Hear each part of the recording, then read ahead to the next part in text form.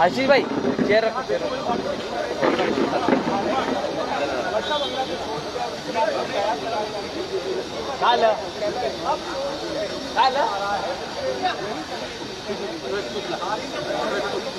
हाय हाय सगळे जीचे आहेत सगळ्यांचे बुक आहे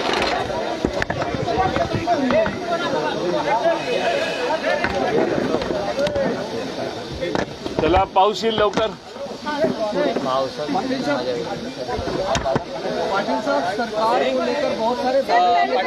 मीटिंग में क्या हुआ? पाटिल साहेब आज ही बैठक झाली या बैठकीत नेमका काय झालेला आहे काय निर्णय झालेला आहे फायनली काय सांगाल?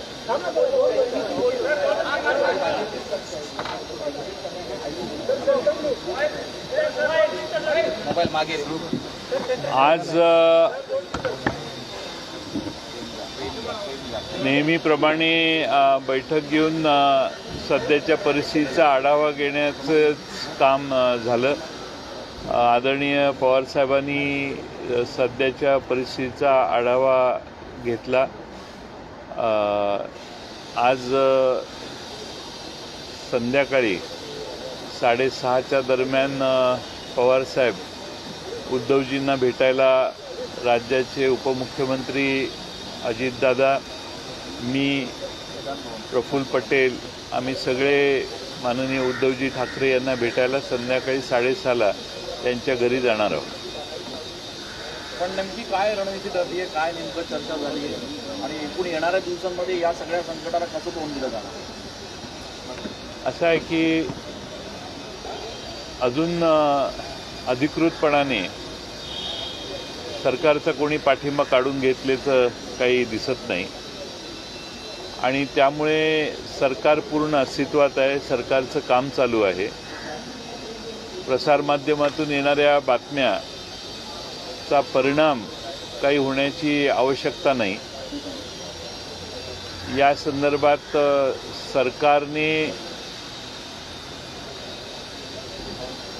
सरकारला पाठिंबा काढून घेतलाय अशा पद्धतीचं कोणतंही चित्र दिसत नाही. आमदार गेलेले आहेत, गोहत्तीला जाऊन राहिलेले आहेत. याच्यापेक्षा याला वेगळं काही महत्त्व आहे असं वाटत नाही. या 12 जणांकडनं कायम राष्ट्रवादी असो किंवा काँग्रेस असो यांच्यावर आम्हाला संगत नको आहे, आम्हाला भाजपसोबत जायचं असं वारंवार बोलून दाखवलं जातं. आपण कसं पाहताय? कोण म्हणतं असं? जे 12 आमदार आहेत त्यांच्या बरोबरचे एकनाथ शिंदे आहेत ते प्रामुख्याने म्हणून दाखवतात. असं आम्ही प्रसारमाध्यमात पाहतोय. त्यांची ही भूमिका आहे असं सांगतात. आता शेवटी वेगळं व्हायचं असेल तर काही कारणं द्यावी लागतात आणि त्याप्रमाणे कारणं देतात. आता राष्ट्रवादी देखील कारणं देऊ शकते. आम्ही अशी कारणं देत नाही, कारण शेवटी असं आहे की सरकारमधून बाजूला होण्यासाठी किंवा महाविकास आघाडीतून बाजूला होण्यासाठी 2.5 वर्ष एकत्रित राहिल्यावर उद्धवजी ठाकरेंच्या नेतृत्वाखाली सरकार व्यवस्थित चालू असताना अशा स्वरूपाची कारणं देणं हे चुकीचं आहे असं मला वाटतं. पण एकूण 40 आमदार जे आहेत त्या 40 आमदारांनी असं म्हटलंय की मेजॉरिटी आमदार आमच्याकडे असल्यामुळे आमच्यावर कुठल्याही प्रकारची कारवाई उपाध्यक्ष करू शकत नाही. कायद्याच्या दृष्टीने तुम्हाला काय वाटतंय? नाही, उपाध्यक्ष श्री झिरवाळ साहेबांच्याकडे अशा प्रकारचे कागदपत्र देण्यात आलेली आहेत असं मला कळलं. त्यांनी त्या बाबतीत काय कारवाई केलेली अजून माझ्याकडे माहिती नाही. ते सकाळी नाशिकच्या दिशेने गेलेले होते पण ते परत आलेले आहेत असे माझी माहिती आहे. त्यामुळं कायदेशीर योग्य ती पावलं ते टाकतील असा मला विश्वास आहे.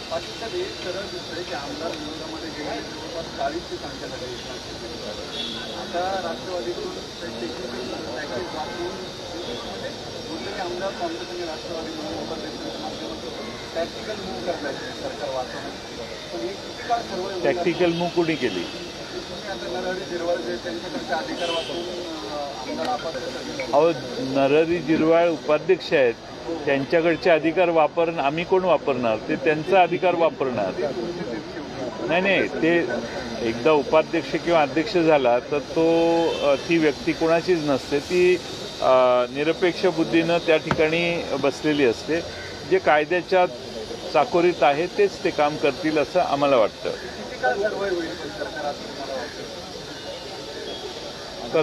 सरकारचा पाठिंबा कुणी काढला अजून? हे नाराजी नाट्य कधीपर्यंत? नाराजी चालू आहे. सरकारचा पाठिंबा काढलेला नाही कोणी अजून. असं का करताय तुम्ही? त्यांना काढायला उद्युक्त का करताय? त्यांनी काही काढलंय का? एखादं कागद दाखवा, सरकारचा त्यांनी पाठिंबा काढलाय का? त्यांची नाराजी आहे, ते त्यांची मतं व्यक्त करतायत. एकनाथ शिंदे की जय म्हणतायत. त्या एकनाथ शिंदे सरकारमध्ये मंत्री आहेत, त्यांनी काय राजीनामा दिला आहे असंही नाही. त्यामुळे मला काय असं वेगळं काही आहे असं वाटत नाही याच्यात. ठीक आहे, येतील परत आल्यावर. उद्धव ठाकरे साहेबांनी त्यांना आवाहन केलेलं आहे, या भेटा, चर्चा करू. त्यांची चर्चा होईल.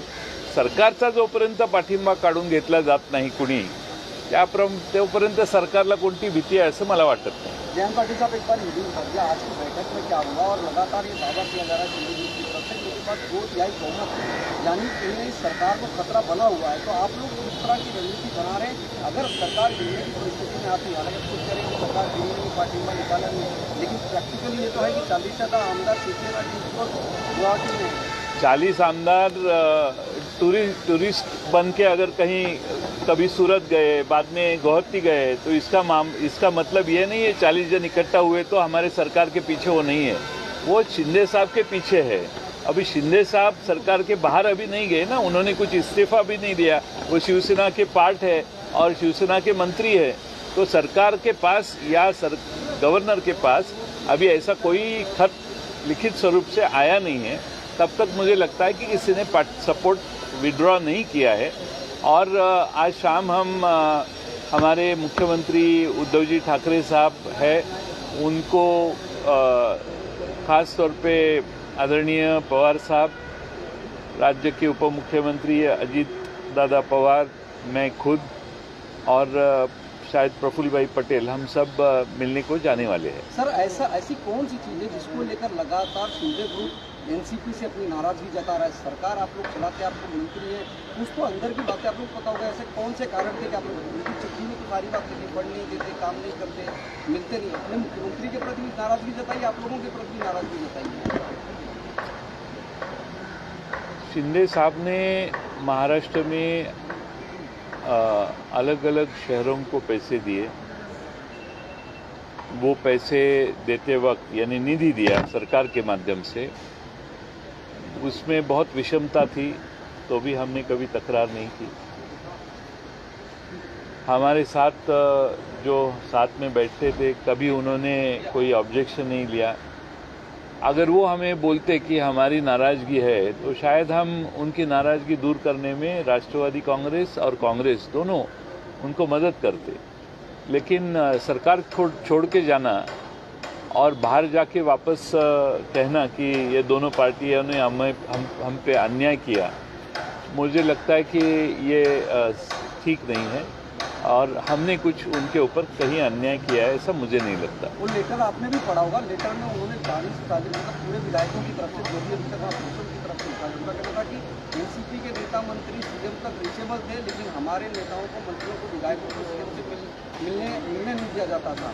तो आप लोग सीएम तक पहुंच रखते हैं, कहने मतलब बतौर एनसीपी? देखो, उनकी सुनवाई नहीं की. शिवसेना पार्टी कैसे चलती है, जो शिवसेना में काम करते हैं हर शिवसैनिक को पता है मातोश्री पे जाके कैसे मिलना होता है, कैसे है उनकी प्रोसीजर है, उनकी पद्धत है, सिस्टम है. उसी सिस्टम से वो शिवसेना के विधायकों के साथ कामकाज करते थे. अब ये कोई नया नहीं है. शिवसैनिकों को ये पता है कि कैसे उनका पक्ष में कैसे कामकाज चलता है. ये कोई नई बात नहीं है कि जो बता रहे हैं आज. अब खुल के बताने का कोई कारण चाहिए छोड़ने के लिए. ऐसी चीज़ें अभी इतने देर पार्टी में बैठ के उद्धव जी साहब के सामने बैठ के अगर वो उनको बोलते तो शायद मुझे लगता है वो उनका समाधान कर सकते थे. आप खुद कह रहे हैं छोड़ने के पीछे कोई कारण चाहिए, मतलब आप भी मान रहे हैं कहीं ना कहीं लोगों का मूड जो दिख रहा है वो सीधे तौर पर दिख रहा है कि छोड़ने के कगार पर खड़े हैं. एक सवाल दूसरी चीज़, आपको खुद लगता है कि सरकार बचेगी? इतना क्राइसिस चल रहा है, बार बार उद्धव ठाकरे ने एक अपील की, आज भी भावनात्मक. मेरा आपके सवाल को ही सवाल है कि सरकार बचने का सवाल कहाँ है. सरकार है ही, कहीं जाने वाली नहीं है सरकार.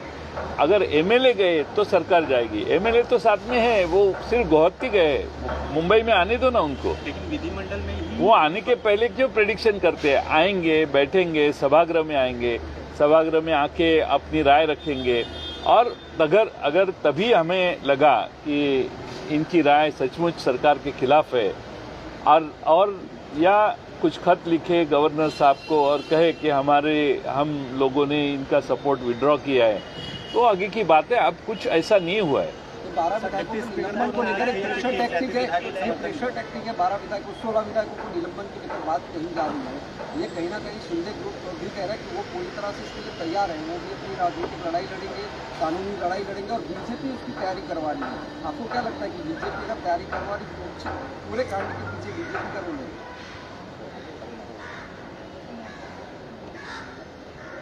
ये हमारे जो उपसभापति उपाध्यक्ष है सो नरहरी झिरवल साहब,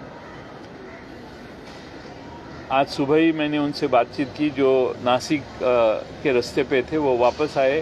मुझे लगता है अभी कार्यालय में रहेंगे शायद, और ये जो भी ऑब्जेक्शंस है, जो भी उनको लिखित स्वरूप से दिया गया है, उसके ऊपर वो निर्णय लेंगे।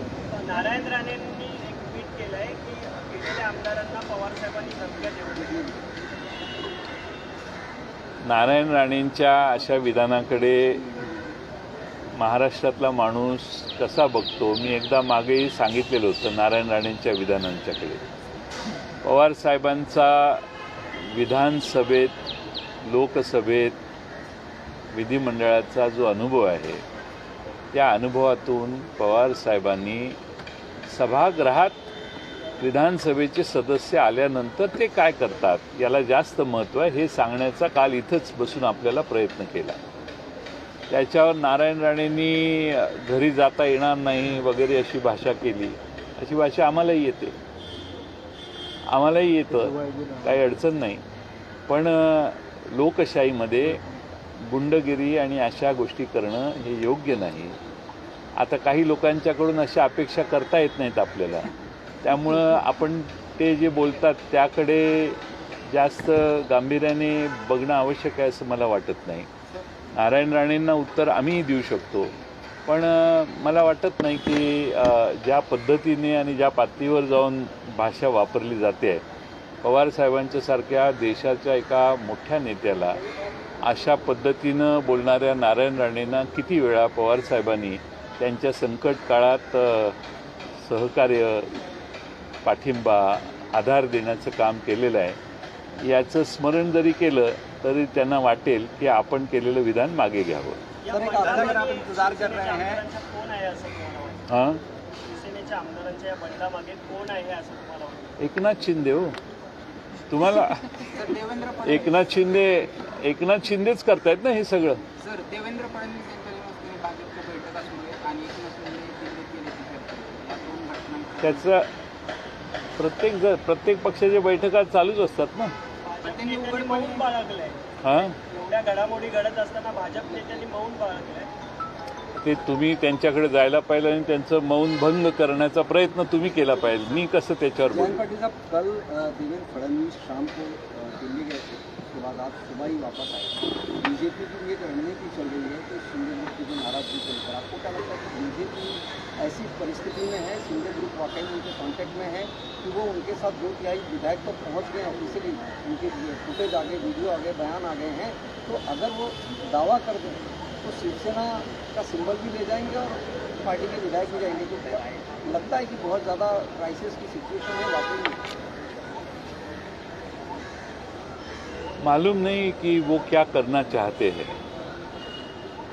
अभी फिलहाल तो उन्होंने ऐसी कोई बात नहीं कही कि शिवसेना छोड़ के वो गए हैं, लेकिन वो नाराज़गी जताते हैं, बार बार जता रहे हैं, वीडियो क्लिप्स भेज रहे हैं और वो असंतुष्ट है. ये तो अभी जाहिर हुआ है.